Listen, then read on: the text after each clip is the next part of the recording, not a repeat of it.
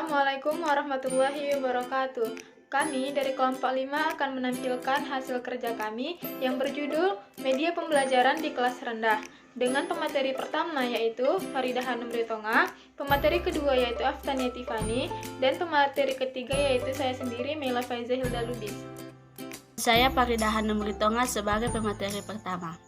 Pengertian media pembelajaran. Media adalah alat yang dipakai sebagai saluran untuk menyampaikan suatu pesan atau informasi dari suatu sumber kepada penerimanya. Maka, media pengajaran adalah bahan, alat, maupun metode atau teknik yang digunakan dalam kegiatan belajar mengajar dengan maksud agar proses interaksi komunikasi edukatif antara guru dan anak didik dapat berlangsung secara efektif dan efisien. Tujuan media pembelajaran. Tujuan penggunaan media pembelajaran adalah membantu guru dalam menyampaikan pesan-pesan atau materi pelajaran kepada siswanya, agar pesan lebih mudah dimengerti, lebih menarik, dan lebih menyenangkan kepada siswa. Manfaat media pembelajaran.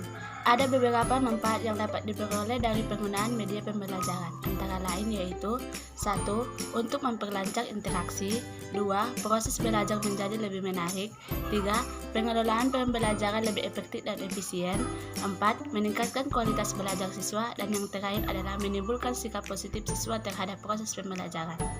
Aspek yang harus dipenuhi oleh media pembelajaran. Terdapat 5 aspek yang harus dipenuhi oleh media pembelajaran yang baik, yaitu 1. Memenuhi harapan kurikulum tematik, dan yang kedua, sesuai dengan kondisi dan kebutuhan siswa. Setiap siswa memiliki gaya belajar yang berbeda. Kenali gaya belajar mereka. Pilih media pembelajaran yang sesuai dengan gaya belajar mereka. Dan yang ketiga adalah otentik. Media pembelajaran bersifat konkret, tidak abstrak. Menggunakan kursi dalam bentuk aslinya lebih baik daripada menunjukkan gambar kursi baik di kelas 1 sampai kelas 3 SD. Dan yang keempat adalah praktis dan fungsional. Prinsip utama penggunaan media adalah untuk mengefektifkan pembelajaran dalam menggunakan waktu sehingga dalam waktu yang singkat, agar murid dapat belajar banyak hal.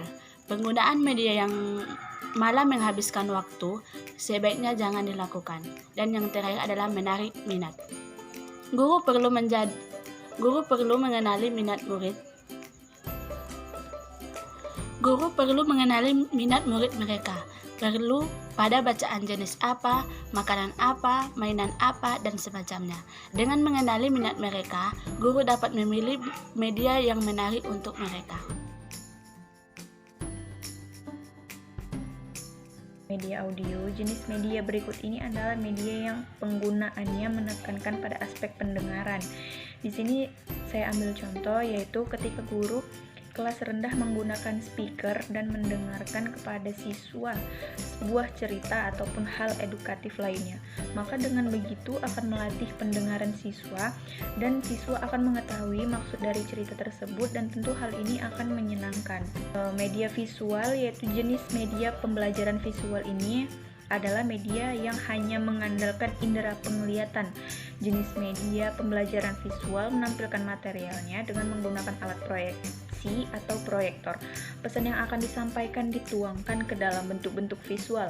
Selain itu, fungsi media visual juga berfungsi untuk menarik perhatian, memperjelas sajian ide, menggambarkan fakta yang mungkin dapat mudah untuk dicerna dan diingat jika disajikan dalam bentuk visual.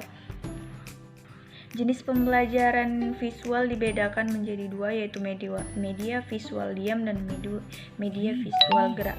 Media visual diam ini seperti foto, ilustrasi, flashcard, gambar pilihan dan potongan gambar, film bingkai, bagan, poster, peta, dan lain-lain.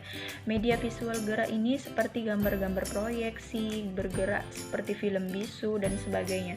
Dengan begitu akan lebih menyenangkan bagi siswa dan memudahkan siswa untuk memahami material yang disampaikan.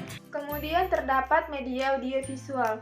Media audiovisual merupakan media yang mampu menampilkan suara dan gambar. Dalam media audiovisual terdapat dua unsur yang saling bersatu, yaitu audio dan visual. Dengan adanya unsur audio, maka memungkinkan siswa untuk dapat menerima pesan pembelajaran melalui pendengaran.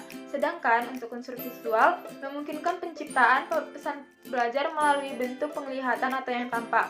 Nah, media audiovisual ini dibagi kepada dua jenis. Yang pertama itu ada media audiovisual diam, yaitu yang menampilkan suara dan gambar yang diam. Contohnya yaitu televisi diam, film rangka bersuara, halaman bersuara, dan buku bersuara. Nah, yang kedua yaitu ada media audiovisual gerak, yaitu yang menampilkan suara dan gambar bergerak atau video. Contohnya yaitu seperti film, gambar bersuara, dan yang lainnya. Nah, di sini guru bisa dengan membuat video pembelajaran sendiri dan menggunakan aplikasi edit. Guru bisa menjelaskan materi yang diajarkan dan membuat animasi, kemudian akan ditampilkan dengan proyektor sehingga anak-anak akan menonton bersama. Hal ini akan memudahkan siswa untuk memahami pelajaran yang diberikan oleh guru.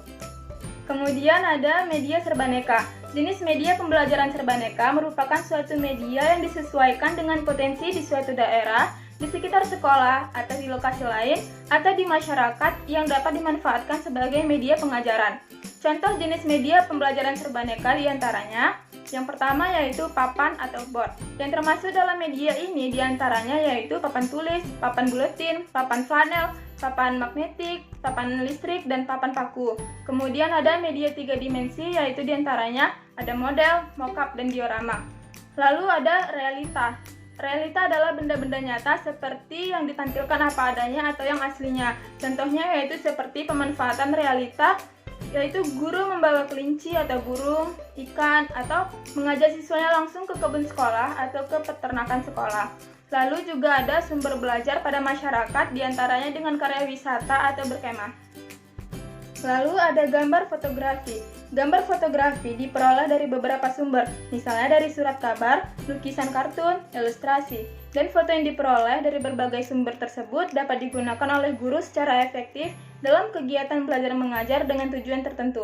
Terdapat 5 macam gambar fotografi yang harus diperhatikan, antara lain, gambar fotografi itu harus cukup memadai. Yang kedua, gambar-gambar harus memenuhi persyaratan artistik yang bermutu. Yang ketiga, gambar fotografi untuk tujuan pengajaran harus cukup besar dan jelas. Yang keempat, validitas gambar, yaitu apakah gambar itu benar atau tidak. Dan yang kelima, yaitu dapat memikat perhatian anak. Ini cenderung kepada hal-hal yang diamatinya, misalnya binatang, kereta api, kapal terbang, dan sebagainya. Sekian dari kami kelompok 5. Maaf apabila ada salah kata atau ada yang kurang dipahami. Wassalamualaikum warahmatullahi wabarakatuh.